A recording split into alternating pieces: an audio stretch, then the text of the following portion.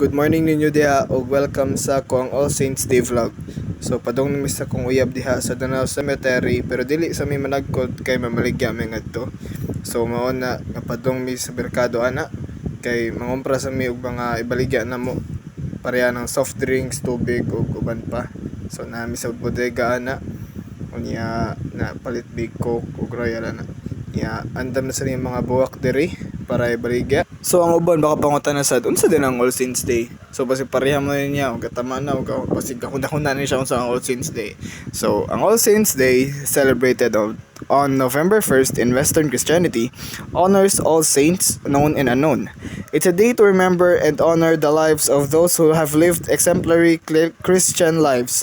In some cultures, people visit cemeteries to pay respects to their departed loved ones. Ug sa Bisaya pa ginaselebrar nato ang adlaw sa mga santos. Og sa ubang nga culture para diri sa Pilipinas kay gina-visit nato sa sementeryohan ng ato ang mga parente or mga loved ones nato na ni adto na sa pikas na kinabuhi.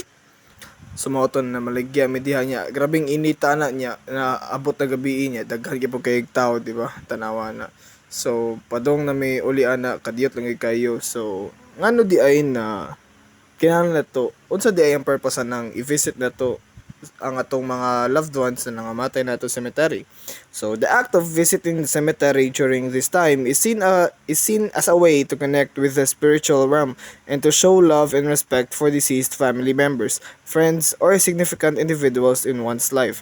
It is believed that the soul of the departed may receive prayers and offerings made on these days, offering comfort and reassurance for the living as well.